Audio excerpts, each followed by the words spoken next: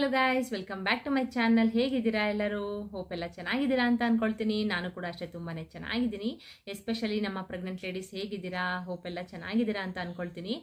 Guys, ಇವತ್ತಿನ ವಿಡಿಯೋದಲ್ಲಿ ನಾನು ಆಫ್ಟರ್ 5 ಮಂತ್ ಆದಮೇಲೆ ನಿಮಗೆ ಕೆಲವೊಂದು ಸಿಂಪ್ಟಮ್ಸ್ಗಳು ಕಾಣಿಸ್ಕೊಳ್ಳುತ್ತೆ. ಆ ಸಿಂಪ್ಟಮ್ಸ್ಗಳಿಂದ ಒಂದು ಬಾಯ್ ಬೇಬಿನೇ ಆಗುತ್ತಾ ಅಂತ ನಾವು ಫೈಂಡ್ ಔಟ್ನ ಮಾಡ್ಬೋದಾ, 5 ಮಂತ್ ಆದಮೇಲೆ ಯಾವ್ಯಾವ ಸಿಂಪ್ಟಮ್ಸ್ಗಳು ನನಗಿತ್ತು ಅನ್ನೋದನ್ನ ನಾನು ನಿಮಗೆ ಶೇರ್ ಮಾಡ್ತೀನಿ. ಓಕೆನಾ? ನನಗಿರೋದು ಬಾಯ್ ಬೇಬಿ ಅಲ್ವಾ, ಸೊ ಹಾಗಾಗಿ ಬಾಯ್ ಬೇಬಿದು ಸಿಂಪ್ಟಮ್ಸ್ನ ನಿಮ್ಮ ಜೊತೆ ಶೇರ್ ಮಾಡ್ತೀನಿ. ಒಂದು 5 ಸಿಂಪ್ಟಮ್ಸ್ನ ನಿಮಗೆ ಹೇಳ್ತೀನಿ, ಸರಿನಾ? ಆ 5 ಸಿಂಪ್ಟಮ್ಸಲ್ಲಿ ನಿಮಗೆ ಎರಡೇ ಸಿಂಪ್ಟಮ್ಸ್ ಏನಾದರೂ ನಿಮಗೆ ಕಾಣಿಸ್ಕೊಂಡ್ರೆ ಪಕ್ಕಾ ಬಾಯ್ ಬೇಬಿ ಅಂತಲೇ ಹೇಳ್ಬೋದು, ಸರಿನಾ? ಓಕೆ, ಬನ್ನಿ ತಡ ಮಾಡದೆ ವಿಡಿಯೋನ ಸ್ಟಾರ್ಟ್ ಮಾಡ್ಕೊಂಡ್ಬಿಡೋಣ. ಅದಕ್ಕಿಂತ ಮುಂಚೆ ನಿಮಗೆ ಗೊತ್ತಲ್ಲ, ನನ್ನ ಚಾನಲ್ಗೆ ಸಬ್ಸ್ಕ್ರೈಬ್ ಮಾಡ್ಕೊಳ್ದೇ ಇರೋರು ದಯವಿಟ್ಟು ಸಬ್ಸ್ಕ್ರೈಬ್ ಮಾಡಿಕೊಂಡು ಸಪೋರ್ಟ್ ಮಾಡಿ. ಈ ವಿಡಿಯೋ ನಿಮ್ಗೆ ಇಷ್ಟ ಆದರೆ ಲೈಕ್ ಮಾಡಿ, ಶೇರ್ ಮಾಡಿ, ಕಮೆಂಟ್ ಮಾಡಿ ಅಂತ ಹೇಳ್ತಾ ತಡ ಮಾಡ್ದೇ ವಿಡಿಯೋನ ಸ್ಟಾರ್ಟ್ ಮಾಡ್ಕೊಳ್ಳೋಣ.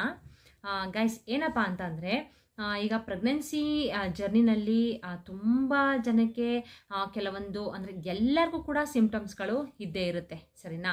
ಅದರಲ್ಲೂ ಫಸ್ಟು ಟು 1 ಮಂತಿಂದ 3rd ಮಂತ್ವರೆಗೂ ಕೂಡ ಒಂದು ವಾಮಿಟಿಂಗ್ ಸೆನ್ಸೇಷನ್ ಆಗಿರ್ಬೋದು, ಆ ಥರ ಎಲ್ಲರಿಗೂ ಕೂಡ ಇದ್ದೇ ಇರುತ್ತೆ. ಅಂದರೆ ಬಾಯ್ ಬೇಬಿ ಅಕಸ್ಮಾತ್ ನಿಮ್ಮ ಹೊಟ್ಟೆನಲ್ಲಿದ್ದರೆ ಅಲ್ಲಿ ಅವ್ರಿಗೆ ವಾಮಿಟಿಂಗ್ ಸೆನ್ಸೇಷನ್ ಅಂದರೆ ವಾಮಿಟಿಂಗ್ ಸೆನ್ಸೇಷನ್ ಇರುತ್ತೆ ಅಷ್ಟೇ, ವಾಮಿಟಿಂಗ್ ಅಂತೂ ನೀವು ಮಾಡೋದಿಲ್ಲ, ಸರಿನಾ? ಸೊ ಇವಾಗ ಟಾಪಿಕ್ಗೆ ಬಂದರೆ, 5 ಮಂತ್ಸ್ ಆದಮೇಲೆ ನಿಮ್ಮ ಹೊಟ್ಟೆ ಭಾಗದಲ್ಲಿ ಕೆಲವೊಂದು ಸಿಂಪ್ಟಮ್ಸ್ಗಳನ್ನ ನಾನು ನಿಮಗೆ ಹೇಳ್ತೀನಿ, ಸರಿನಾ? ನಿಮ್ಮ ಹೊಟ್ಟೆ ಆಕಾರ ಬಂದು ತುಂಬ ಚಿಕ್ಕದಾಗಿದೆ. ಈಗ ನಿಮಗೆ 4 ಮಂತ್ಸಲ್ಲೇ ಗೊತ್ತಾಗ್ಬಿಡುತ್ತೆ, ಸರಿನಾ? 4 ಮಂತ್ಸಲ್ಲಿ ಹೆಣ್ಣು ಮಗು ಏನಾದರೂ ಹೊಟ್ಟೆನಲ್ಲಿ ಇದ್ದರೆ ನಿಮಗೆ ಆ ಹೊಟ್ಟೆ ಬಂದು ತುಂಬ ದೊಡ್ಡದಾಗಿ ಆಗಲೇ ನಿಮಗೆ ತುಂಬ ಹೊಟ್ಟೆ ಬಂದ್ಬಿಟ್ಟಿರುತ್ತೆ 4 ಮಂತ್ಸಲ್ಲೇ, ಸರಿನಾ? ಅಕಸ್ಮಾತ್ ನಿಮಗೆ ಹೊಟ್ಟೆ ಬಂದಿಲ್ಲ, ಹೊಟ್ಟೆ ತುಂಬ ಚಿಕ್ಕದಾಗೇ ಇದೆ ಅಂತಂದರೆ ಅದು ಒಂದು ಬಾಯ್ ಬೇಬಿ ಸಿಂಪ್ಟಮ್ಸ್ ಅಂತಲೇ ಹೇಳ್ಬೋದು. ಆಫ್ಟರ್ 5 ಮಂತ್ ನಿಮಗೆ ಜಾಸ್ತಿ ಹೊಟ್ಟೆ ತುಂಬ ದಪ್ಪ ಇಲ್ಲ, ನನಗೆ ಚಿಕ್ಕದಾಗೇ ಇದೆ ಅಂತಂದರೆ ನೀವು ಅಬ್ಸರ್ವ್ ಮಾಡ್ಕೊಳ್ಬೋದು ಆರಾಮಾಗಿ, ಅದ್ರಲ್ಲಿ ಗೊತ್ತಾಗುತ್ತೆ ನಿಮಗೆ. ನಿಜವಾಗ್ಲೂ ಅದು ಬಾಯ್ ಬೇಬಿ ಸಿಂಪ್ಟಮ್ಸ್ ಅಂತಲೇ ಹೇಳ್ಬೋದು, ಓಕೆನಾ? ಹೊಟ್ಟೆ ಆಕಾರ ಬಂದು ತುಂಬ ಚಿಕ್ಕದಾಗಿರಬೇಕು. ಇನ್ನು ನೆಕ್ಸ್ಟ್ ನೋಡೋದಾದರೆ, ಹೊಟ್ಟೆ ಮೇಲೆ ನಿಮಗೆ ಆಫ್ಟರ್ 5 ಮಂತು ಒಂದು ಬ್ಲ್ಯಾಕ್ ಲೈನ್ ಅನ್ನೋದು ಫಾರ್ಮೇಷನ್ ಆಗುತ್ತೆ, ಸರಿನಾ? ಆ ಬ್ಲ್ಯಾಕ್ ಲೈನ್ ಹೇಗಿರುತ್ತೆ ಅಂದರೆ, ನಿಮ್ಮ ಚೆಸ್ಟಿಂದ ಬೆಲ್ಲಿವರೆಗೆ, ಬೆಲ್ಲಿಯಿಂದ ಫುಲ್ಲು ಡೌನ್ವರೆಗೆ ಒಂದು ಡಾರ್ಕ್ ಆಗಿ ಒಂದು ಬ್ಲ್ಯಾಕ್ ಲೈನ್ ಫಾರ್ಮೇಷನ್ ಆಗುತ್ತೆ. ಅದು ಬಂದು ಸ್ಟ್ರೈಟಾಗಿ ಏನಾದರೂ ಇದ್ದರೆ, ಅಂದರೆ ಫುಲ್ಲು ಚೆಸ್ಟಿಂದ ಕೆಳಗಡೆವರೆಗೂ ನಿಮಗೆ ಸ್ಟ್ರೈಟಾಗಿ ಏನಾದರೂ ಇದೆ ಅಂತಂದರೆ ಅದು ಒಂದು ಬಾಯ್ ಬೇಬಿ ಸಿಂಪ್ಟಮ್ಸ್ ಅಂತಲೇ ಹೇಳ್ಬೋದು, ಸರಿನಾ? ಅಕಸ್ಮಾತ್ ನಿಮಗೆ ಅದು ಸ್ಟ್ರೈಟಾಗಿಲ್ಲ, ಕರ್ವಾಗಿದೆ ಅಂತಂದರೆ ನಿಜವಾಗ್ಲೂ ಅದು ಒಂದು ಹೆಣ್ಣು ಮಗು ಸಿಂಪ್ಟಮ್ಸ್ ಅಂತಲೇ ಹೇಳ್ಬೋದು, ಸರಿನಾ? ಇದನ್ನು ಕೂಡ ಅಬ್ಸರ್ವ್ ಮಾಡ್ಕೊಳ್ಳಿ. ಇನ್ನು ನೆಕ್ಸ್ಟು ಮೂಮೆಂಟ್ಸ್ ಬಗ್ಗೆ ಮಾತಾಡೋದಾದರೆ, ನಿಮ್ಮ ಹೊಟ್ಟೆ ಬಂದು ಒಂದು 5 ಮಂತ್ಸ್ ಆದಮೇಲೆ ನಿಮಗೆ ಮೂಮೆಂಟ್ಸು ಜಾಸ್ತಿ ಆಗ್ತಾ ಇದೆ. ರೈಟ್ ಸೈಡ್ ನಿಮಗೆ ಮಲಗಲಿಕ್ಕೆ ಆಗ್ತಾ ಇಲ್ಲ, ತುಂಬ ಮೂಮೆಂಟ್ಸ್ ಜಾಸ್ತಿ ಆಗ್ತಾ ಇದೆ. ರೈಟ್ ಸೈಡ್ ಪಾಪು ತುಂಬ ಕಿಕ್ಕಿಂಗ್ ಮಾಡ್ತಾ ಇದೆ, ರೈಟ್ ಸೈಡ್ ಮಲಗಲಿಕ್ಕೆ ಬಿಡ್ತಾ ಇಲ್ಲ ಅಂತಂದರೆ ಅದು ನಿಮ್ಮದು ಬಾಯ್ ಬೇಬಿ ಸಿಂಪ್ಟಮ್ಸ್ ಅಂತಲೇ ಫೈಂಡ್ ಔಟ್ನ ಮಾಡ್ಕೊಳ್ಬಹುದು, ಸರಿನಾ? ಅದನ್ನು ಕೂಡ ಅಬ್ಸರ್ವ್ ಮಾಡ್ಕೊಳ್ಳಿ. ಇನ್ನು ನೆಕ್ಸ್ಟ್ ನೋಡೋದಾದರೆ ಗೈಸ್, ನಿಮಗೆ ಆಫ್ಟರ್ 5 ಮಂತ್ ಆದಮೇಲೆ ಒಂದು 6 ಮಂತ್ಸ್ 7 ಮಂತ್ಸಲ್ಲೆಲ್ಲ ನಿಮ್ಮ ಫೇಸು ಫುಲ್ಲು ಬ್ಲ್ಯಾಕ್ ಆಗಿಬಿಡುತ್ತೆ, ಸರಿನಾ? ಲಕ್ಷಣ ಆಗೇ ಇರುತ್ತೆ, ಬಟ್ ಫೇಸು ಫುಲ್ಲು ಬ್ಲ್ಯಾಕ್ ಆಗುತ್ತೆ. ಹೆಣ್ಣು ಮಗು ಏನಾದರೂ ಇದ್ದರೆ ಲಕ್ಷಣನ ತಗೊಳುತ್ತೆ, ಬಟ್ ಫೇರ್ ಹಾಗೆ ಇರ್ತಾರೆ ಅಂತ ಹೇಳ್ತಾರೆ. ಬಟ್ ನಿಮಗೆ ಬಾಯ್ ಬೇಬಿ ಹೊಟ್ಟೆನಲ್ಲಿ ಇದ್ದರೆ ಫುಲ್ಲು ಫೇಸ್ ಎಲ್ಲ ಬ್ಲ್ಯಾಕ್ ಆಗಿ ನೆಕ್ ಹತ್ರ ಎಷ್ಟು ಬ್ಲ್ಯಾಕ್ ಆಗುತ್ತೆ ಅಂತಂದರೆ, ನನಗಂತೂ ನನ್ನ ಫೇಸ್ನ ಕನ್ನಡಿನಲ್ಲಿ ನೋಡ್ಕೊಳ್ಳಿಕ್ಕೆ ಆಗ್ತಿರಲಿಲ್ಲ, ಅಷ್ಟು ಬ್ಲ್ಯಾಕ್ ಆಗಿಬಿಟ್ಟಿತ್ತು ಗಾಯ್ಸ್. ಇಲ್ಲೆಲ್ಲ ಫುಲ್ಲು ಡಾರ್ಕ್ ಸರ್ಕಲ್ಲು, ಇಲ್ಲೆಲ್ಲ ಫುಲ್ಲು ಬ್ಲ್ಯಾಕು, ಈ ತುಟಿ ಹತ್ರ ಎಲ್ಲ ಬ್ಲ್ಯಾಕು, ಕತ್ತತ್ರ ಅಂತೂ ಇಲ್ಲೆಲ್ಲ ಕೇಳಂಗೆ ಇಲ್ಲ, ಅಷ್ಟು ಬ್ಲ್ಯಾಕು, ಹೆವಿ ಬ್ಲ್ಯಾಕ್ ಆಗಿಬಿಟ್ಟಿತ್ತು. ಬಟ್ ನಂದು ಲಕ್ಷಣ ಹಾಗೆ ಇತ್ತು, ಬಟ್ ಏನೋ ಒಂಥರ ತುಂಬ ಪೇಷಂಟ್ ಥರನೇ ಆಗ್ಬಿಟ್ಟಿದೆ. ನಾನು ನೋಡ್ಕೊಳ್ಳೋಕ್ಕೆ ಆಗ್ತಾ ಇರಲಿಲ್ಲ, ಆ ಥರ ಆಗ್ಬಿಟ್ಟಿತ್ತು, ಓಕೆನಾ? ಸೊ ಹಾಗಾಗಿ ಒಂದು ಫೇಸ್ ಬಂದು ತುಂಬಾ ಬ್ಲ್ಯಾಕ್ ಆಗಿದೆ, ನಿಮಗೆ ಲಕ್ಷಣ ಹಾಗೆ ಇದ್ದು ಬ್ಲ್ಯಾಕ್ ಆಗಿದೆ ಅಂತಂದರೆ ಅದು ಒಂದು ಬಾಯ್ ಬೇಬಿ ಸಿಂಪ್ಟಮ್ಸ್ ಅಂತಲೇ ಹೇಳ್ಬೋದು, ಸರಿನಾ? ಅಕಸ್ಮಾತ್ ಲಕ್ಷಣ ಹೊರಟೋಗಿದೆ, ಫೇರ್ನೆಸ್ ಹಾಗೆ ಇದೆ ಅಂತಂದರೆ ಅದು ಬಂದು ಗರ್ಲ್ ಬೇಬಿ ಸಿಂಪ್ಟಮ್ಸ್ ಅಂತಲೇ ನೀವು ಫೈಂಡ್ ಔಟ್ನ ಮಾಡ್ಕೊಳ್ಬೋದು, ಸರಿನಾ? ಇನ್ನು ನೆಕ್ಸ್ಟ್ ಸಿಂಪ್ಟಮ್ ನೋಡೋದಾದರೆ ಗೈಸ್, ನಿಮ್ಗೆ ಏನಾಗುತ್ತೆ ಅಂತಂದರೆ, ಲಾಸ್ಟಲ್ಲಿ ಒಂದು 8 ಮಂತಲ್ಲಿ ನಿಮಗೆ ಕಾಲು ಅನ್ನೋದು ತುಂಬಾ ಊದ್ಕೊಂಡ್ಬಿಡುತ್ತೆ. ನಿಮಗೆ BP ಏನಿಲ್ಲ ಅಂತಂದರೆ, BP ಇರೋರಿಗೆ ಆಲ್ಮೋಸ್ಟ್ ಕಾಮನ್ ಅದು ಕಾಲು ಊದ್ಕೊಳ್ಳೋದು ಅಲ್ವಾ? ನಿಮಗೆ BP ಏನೂ ಇಲ್ಲ, ನಾರ್ಮಲಾಗೇ ಇದ್ದೀರಾ ಅಂತಂದರೆ, ಅಕಸ್ಮಾತ್ ನಿಮಗೆ ಕಾಲದ್ದು ತುಂಬ ಊದ್ಕೊಳ್ತಾ ಇದೆ, ಮುಖ ಏನಷ್ಟು ಊದ್ಕೊಳ್ಳೋದಿಲ್ಲ, ಬಟ್ ಕಾಲಂತೂ ತುಂಬ ಊದ್ಕೊಳ್ತಾ ಇದೆ ಅಂತಂದರೆ ಅದು ನಿಜವಾಗ್ಲೂ ಒಂದು ಬಾಯ್ ಬೇಬಿ ಸಿಂಪ್ಟಮ್ಸ್ ಅಂತಲೇ ಹೇಳ್ಬೋದು, ಸರಿನಾ? ಯಾಕಪ್ಪ ಅಂತಂದರೆ ನನಗೇನಾಗಿತ್ತು ಅಂದರೆ ಕಾಲಂತೂ ಫುಲ್ಲು ಇಷ್ಟು ದಪ್ಪ ಊದ್ಕೊಂಡ್ಬಿಟ್ಟಿತ್ತು. ಬಟ್ ಫೇಸ್ ಅಂತೂ ಅಷ್ಟು ದಪ್ಪ ಆಗಿರಲಿಲ್ಲ ನನಗೆ. ನನ್ನ ಪ್ರೆಗ್ನೆನ್ಸಿ ಟೈಮಲ್ಲಿ ಫೇಸ್ ಏನು ಹೇಗಿತ್ತು ಹಾಗೆ ಇತ್ತು ಅಷ್ಟೇ. ಬಟ್ ಹೊಟ್ಟೆ ತುಂಬ ಚಿಕ್ಕದಾಗಿತ್ತು, ಜೊತೆಗೆ ಕಾಲಂತೂ ಇಷ್ಟು ದಪ್ಪ ಊದ್ಕೊಂಡ್ಬಿಟ್ಟಿತ್ತು ಎಂಡಿಂಗಲ್ಲಿ. ನನಗೆ BP ಏನೂ ಇರಲಿಲ್ಲ, ಬಟ್ ಕಾಲಂತೂ ತುಂಬ ಊದ್ಕೊಂಡಿತ್ತು. ಅದನ್ನು ಕೂಡ ಅಬ್ಸರ್ವ್ ಮಾಡ್ಕೊಳ್ಳಿ.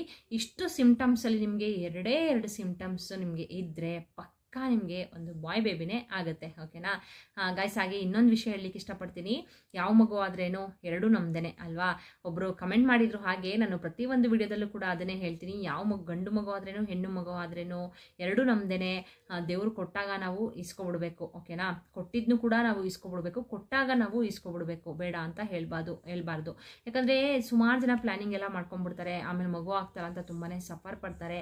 ನಾನು ಕೂಡ ಆ ದಾರಿನ ದಾಟ್ ಬಂದಿದ್ದೀನಿ, ಸರಿನಾ? ಸೊ ಹಾಗಾಗಿ ಯಾವ ಮಗು ಆದ್ರೂ ನಮ್ಮ ಮಗು ಅಂತ ಸ್ವೀಕರಿಸ್ಕೊಳ್ಳೋಣ. ಬಟ್ ಹಲವಾರು ಜನಕ್ಕೆ ಈಗ ಕೆಲವೊಬ್ಬರಿಗೆ ಹೆಣ್ಮಗು ಇರುತ್ತೆ ಆಲ್ರೆಡಿ, ನೆಕ್ಸ್ಟ್ ಗಂಡು ಮಗು ಬೇಕು ಅಂತ ಆಸೆ ಇರುತ್ತೆ. ಇನ್ನು ಕೆಲವೊಬ್ಬರಿಗೆ ನಂತರ ಬಂದು ನಮ್ಮ ಪೇರೆಂಟ್ಸ್ ಏನಾದ್ರು ಎಕ್ಸ್ಪೈರ್ ಆಗಿದ್ರೆ ಅವರೇ ನಮ್ಮ ಹೊಟ್ಟೆಲಿ ಹುಟ್ಟು ಬರಬೇಕು ಅಂತ ಆಸೆ ಇರುತ್ತೆ. ನನಗೂ ಹಾಗೇನೆ ನನ್ನ ಡ್ಯಾಡಿ ಹುಟ್ಟು ಬರಬೇಕು ನನ್ನ ಹೊಟ್ಟೆಲಿ ಅಂತ ತುಂಬಾ ಆಸೆ ಇತ್ತು. ಸೊ ಹಾಗಾಗಿ ನಾನು ಗಂಡು ಮಗುನೇ ಬೇಕು ಅಂತ ನಾನು ಒಂದು ವ್ರತ ಕೂಡ ಮಾಡಿದೆ, ಗಣಪತಿದು ವ್ರತ ಮಾಡಿದೆ. ಆ ವ್ರತ ಮಾಡಿದ್ಮೇಲೆ ನನಗೆ ಅಂದರೆ ಪ್ರೆಗ್ನೆನ್ಸಿ ಅನ್ನೋದು ಕನ್ಫರ್ಮ್ ಆಗ್ತಾ ಇರಲಿಲ್ಲ ನನಗೆ. ನಾವು ಕೂಡ ಪ್ಲಾನಿಂಗ್ ಮಾಡ್ಕೊಂಡ್ಬಿಟ್ವಿ. ಆಮೇಲೆ ಪ್ರೆಗ್ನೆನ್ಸಿ ಅಂದರೆ ಪ್ರೆಗ್ನೆಂಟ್ ಆಗಬೇಕು, ಪ್ರೆಗ್ನೆನ್ಸಿಗೆ ಟ್ರೈ ಮಾಡಬೇಕಾದ್ರೆ ನಮಗೆ ಮಗು ಆಗ್ತಾ ಇರಲಿಲ್ಲ. ಸೊ ಆವಾಗ ನಾನು ಒಂದು ಗಣಪತಿದು ವ್ರತನ ಮಾಡಿ ನನಗೆ ಅದು ಸಕ್ಸಸ್ಫುಲ್ ಆಯಿತು. ನನ್ನ ಮದುವೆಗೂ ಕೂಡ ವ್ರತನ ಮಾಡಿದೆ, ಅದು ಕೂಡ ಸಕ್ಸಸ್ಫುಲ್ ಆಯಿತು. ಸೊ ನಾನು ಅದರದ್ದು ವಿಡಿಯೋನ ನಾನು ಮಾಡಿ ಹಾಕಿದ್ದೀನಿ. ಅಂದರೆ ನಿಮಗೆ ಬಾಯ್ ಬೇಬಿನೇ ಬೇಕು ಅಂದರೆ ವ್ರತ ಕೂಡ ಹಾಕಿದ್ದೀನಿ ನೋಡಿ. ಹಾಗೆಯೇ ಮಗು ಆಗ್ತಾ ಇಲ್ಲ ಅನ್ನೋರಿಗೂ ಕೂಡ ಆ ವ್ರತದ ಬಗ್ಗೆ ತಿಳಿಸ್ಕೊಟ್ಟಿದ್ದೀನಿ. ಅದನ್ನು ಒಂದ್ಸಲ ಚೆಕ್ ಮಾಡ್ಕೊಳ್ಳಿ, ಲಿಂಕ್ನ ಬೇಕಾದ್ರೆ ಡಿಸ್ಕ್ರಿಪ್ಷನಲ್ಲಿ ಹಾಕಿರ್ತೀನಿ. ಓಕೆನಾ? ಯಾಕಿದನ್ನು ಹೇಳಿದೆ ಅಂದರೆ ಗಾಯ್ಸ್, ಒಬ್ಬರು ನಾನು ಪ್ರತಿಯೊಂದು ವಿಡಿಯೋಸಲ್ಲೂ ಹೇಳ್ತೀನಿ, ನನಗೆ ಹೆಣ್ಣು ಮಗು ಆದ್ರೇನು ಗಂಡು ಮಗು ಆದ್ರೇನು ಎರಡೂ ನಮ್ಮದೇ ಅಂತ ಅಂದ್ಕೊಳ್ಬೇಕು ಅಂತ ಹೇಳಿದೆ ಅಲ್ವಾ? ಒಬ್ಬರು ಹಾಗೆ ಕಮೆಂಟ್ ಮಾಡಿದ್ರು, ನೀವೇ ಎಜುಕೇಟೆಡ್ ಆಗಿ ನೀವೇ ಪಾರ್ಶಿಯಾಲಿಟಿ ಮಾಡ್ತಾ ಇದ್ದೀರಾ ಅಂತ. ಇಲ್ಲಿ ಯಾರು ಪಾರ್ಶಿಯಾಲಿಟಿ ಮಾಡ್ತಾ ಇಲ್ಲ, ಸರಿನಾ? ನಾನು ಆಲ್ರೆಡಿ ಒಂದು ವಿಡಿಯೋ ಮಾಡಿ ಹಾಕಿದ್ದೀನಿ ಅದ್ರ ಬಗ್ಗೆ. ಯಾರು ಇಲ್ಲಿ ಪಾರ್ಶಿಯಾಲಿಟಿ ಮಾಡ್ತಾ ಇಲ್ಲ. ಕೆಲವೊಬ್ಬರಿಗೆ ಆಸೆಗಳಿರುತ್ತೆ, ಸರಿನಾ? ಇಂಥ ಮಗುನೇ ಬೇಕು ಅಂದರೆ, ಈಗ ಹೆಣ್ಣು ಮಗು ಇರೋರಿಗೆ ಗಂಡು ಮಗು ಬೇಕು ಅಂತ ಆಸೆ ಇರುತ್ತೆ, ಆಯಿತಾ? ಇನ್ನು ಕೆಲವೊಬ್ಬರಿಗೆ ನಮ್ಮ ಪೇರೆಂಟ್ಸ್ ಆಗಿರ್ಬೋದು, ಇಲ್ಲ ನಮ್ಮ ತಾತ ಅಜ್ಜಿ ಯಾರು ನಮಗೆ ತುಂಬ ಫೇವರ್ ಇರ್ತಾರೆ, ಅವ್ರೇನಾದ್ರು ಎಕ್ಸ್ಪೈರ್ ಆಗಿದ್ರೆ ಅವರೇ ನಮ್ಮ ಹೊಟ್ಟೆಲಿ ಹುಟ್ಟು ಬರಬೇಕು ಅಂತ ತುಂಬಾ ಆಸೆ ಇರುತ್ತೆ ಅಲ್ವಾ? ಸೊ ಆ ಆಸೆ ಇರೋದಕ್ಕೆ ನಾನು ಆ ಥರ ಹೇಳಿದ್ದಷ್ಟೇ ಹೊರತು ಯಾವುದೇ ರೀತಿ ಪಾರ್ಶಿಯಾಲಿಟಿ ಅಂತೂ ನಾನು ಮಾಡ್ತಾ ಇಲ್ಲ, ಆಯಿತಾ? ಮಕ್ಕಳು ಎಲ್ಲರೂ ಕೂಡ ಒಂದೇ, ಸರಿನಾ? ಸೊ ಗೈಸ್, ನಾನು ಇನ್ನೂ ಪ್ರೆಗ್ನೆನ್ಸಿದು ಹಲವಾರು ವಿಡಿಯೋಸ್ನ ಮಾಡಿ ಹಾಕಿದ್ದೀನಿ. ಒಂದು ನಾರ್ಮಲ್ ಡೆಲಿವರಿ ಆಗಬೇಕು ನಿಮಗೆ ಅಂದರೆ ಯಾವ ರೀತಿ ಫುಡ್ನ ನೀವು ತೊಗೊಳ್ಬೇಕು. ಈಗ ನಿಮಗೆ ನಾರ್ಮಲ್ ಡೆಲಿವರಿ ಆಗಬೇಕು ಅಂದರೆ ಸ್ಟ್ರೆಂತ್ ಅನ್ನೋದು ತುಂಬಾ ಇಂಪಾರ್ಟೆಂಟ್ ಆಗಿರುತ್ತೆ ಅಲ್ವಾ?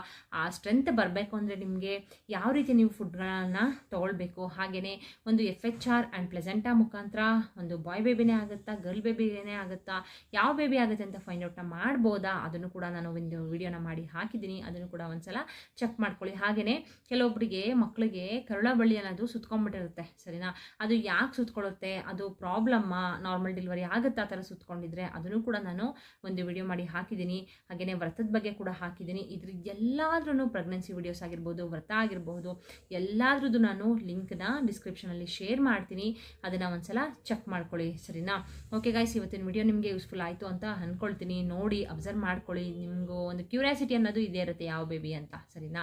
ಸೊ ಹಾಗಾಗಿ ಇವತ್ತಿನ ವಿಡಿಯೋ ನಿಮಗೆ ಯೂಸ್ಫುಲ್ ಆಯಿತು ಅಂತ ಅಂದ್ಕೊಳ್ತೀನಿ. ಯೂಸ್ಫುಲ್ ಅಂತ ಅನಿಸಿದ್ರೆ ನಿಮಗೆ ಗೊತ್ತಲ್ಲ, ಲೈಕ್ ಮಾಡೋದನ್ನ ಮರಿಬೇಡಿ. ಹಾಗೆಯೇ ದಯವಿಟ್ಟು ನನ್ನ ಚಾನಲ್ಗೆ ಸಬ್ಸ್ಕ್ರೈಬ್ ಮಾಡ್ಕೊಳ್ಳಿ. ನನ್ನ ಚಾನಲಲ್ಲಿ ಗೈಸ್ ಏನಂದರೆ, ಸಬ್ಸ್ಕ್ರೈಬ್ ಮಾಡ್ಕೊಂಡಿರೋರಿಗಿಂತ ಸಬ್ಸ್ಕ್ರೈಬ್ ಮಾಡ್ಕೊಳ್ದೇ ಇರೋರೇ ತುಂಬ ಜನ ನೋಡ್ತಾ ಇದ್ದೀರಾ, ಸರಿನಾ? ದಯವಿಟ್ಟು ಆ ಥರ ಮಾಡೋಕ್ಕೆ ಹೋಗ್ಬೇಡಿ. ಸಬ್ಸ್ಕ್ರೈಬ್ ಮಾಡಿಕೊಂಡು ನನ್ನ ಚಾನಲ್ಗೆ ಸಪೋರ್ಟ್ ಮಾಡಿ. ಈಗ ನಾವು ಯಾವುದೋ ಒಂದು ಯೂಸ್ಫುಲ್ ಇನ್ಫಾರ್ಮೇಷನ್ ಕೊಡ್ತಾ ಇದ್ದೀವಿ ಅಂತ ಅಂದಾಗ ನಿಮಗೆ ಹೆಲ್ಪ್ ಆಗ್ತಿದೆ ಅಂತ ಅಂದರೆ ಸಬ್ಸ್ಕ್ರೈಬ್ ಮಾಡ್ಕೊಳ್ಳೋದ್ರಲ್ಲಿ ಏನೂ ತಪ್ಪಿಲ್ಲ ಅಲ್ವಾ? ಸೊ ಹಾಗಾಗಿ ದಯವಿಟ್ಟು ಸಬ್ಸ್ಕ್ರೈಬ್ ಮಾಡಿಕೊಂಡು ಸಪೋರ್ಟ್ ಮಾಡಿ. ಈ ವಿಡಿಯೋಸ್ನ ನೋಡಿ, ಸಬ್ಸ್ಕ್ರೈಬ್ ಮಾಡ್ಕೊಂಡಿರೋರ್ಗೂ ಹೇಳ್ತಾ ಇದ್ದೀನಿ, ದಯವಿಟ್ಟು ವಿಡಿಯೋಸ್ನ ನೋಡಿ ಸಪೋರ್ಟ್ ಮಾಡಿ ಅಂತ ಹೇಳ್ತಾ, ಆದಷ್ಟು ವಿಡಿಯೋನ ಶೇರ್ ಮಾಡಿ ಅಂತ ಹೇಳ್ತಾ ಇವತ್ತಿನ ವಿಡಿಯೋನ ಇಲ್ಲಿಗೆ ಎಂಡ್ ಮಾಡ್ತೀನಿ. ನೆಕ್ಸ್ಟ್ ಹೊಸ ಇನ್ಫಾರ್ಮೇಷನ್ ವಿಡಿಯೋದೊಂದಿಗೆ ಸಿಗ್ತೀನಿ. ಅಲ್ಲಿವರೆಗೂ bye bye, see you, take care.